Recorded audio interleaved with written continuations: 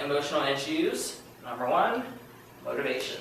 Lack of motivation is probably the biggest thing that I see parents have a concern about, because they'll say things like, well, he knows how to do it, but he just doesn't try, or he just doesn't complete the work, he doesn't complete the assignment, I have to ask him 20 times to do the work, things like that. So that we know when there's an issue with motivation, right? It's pretty easy to tell.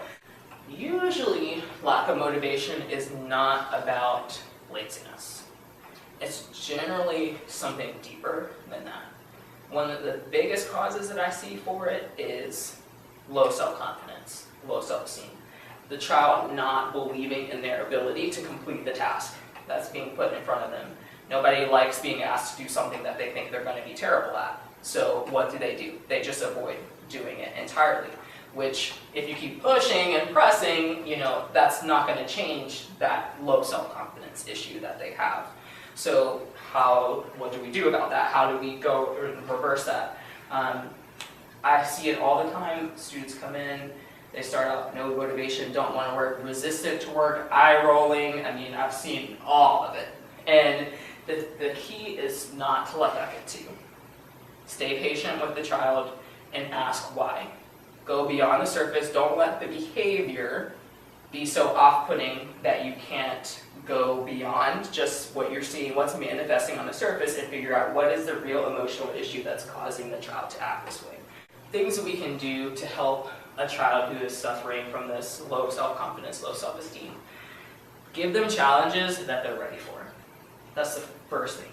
Stop giving them work that's too hard. Now, if they have homework assignments and things that they need to complete, of course, they need to try to do the assignment as best as possible to keep their grade in the right place. But we also have to understand that the assignment may be beyond what they are capable of doing.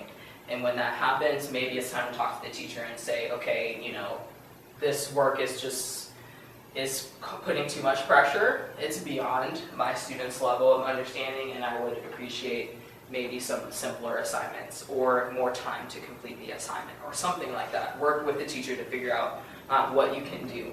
If you can't do too much, then my focus is always on filling in the gaps and building up that confidence, even if that means that maybe they walk out of the session and they don't understand that most complicated concept that was part of the assignment. Well, we're going to go back, and we're going to go back to these simpler concepts, so at least you get something. You feel some sort of sense of accomplishment in yourself. Hey, I learned this today. Cool. If we can support them and encourage them and show them, hey, you really can do this. Maybe you can't do this really hard thing, but you can do these easier things, and we can build up to that. Then they're usually ready to put in that effort because they want to succeed. They want to see themselves do well, but they don't want to keep beating their head against the wall. So we need to make that pathway for them to get there. Another issue, social problems. In the school, at home, this could be definitely an emotional issue. We can have separation between the parents. We can have maybe a death in the family. All of these kinds of relationship issues. The child doesn't just take that off when they come into the classroom. That stays with them everywhere they go. And if they have some kind of emotional blockage going on, you can guarantee that they're not going to learn anything.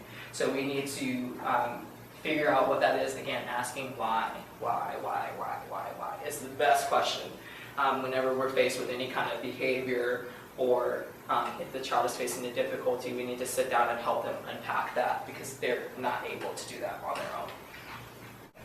Last, emotional issue, support or lack of support. Encouraging words whenever possible. Whenever there's an accomplishment, celebrate it.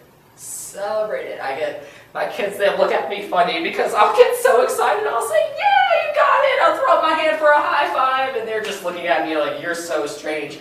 But they love that. They love being celebrated in that way. And they respond to it. They might not respond right away. They might look at you and say, okay, yeah, you're being kind of weird. But eventually, they'll warm up to it and they will respond to that encouragement. Staying positive, even when things are challenging, when the student's having a really hard time understanding something, don't let it get you down too, because they're already down. you've got to be the person that's staying positive and saying, hey, you can do this. I know it might be hard right now, but we're gonna work on this together. You're gonna get this. It's gonna be okay. Don't let their frustration and all of that come onto you.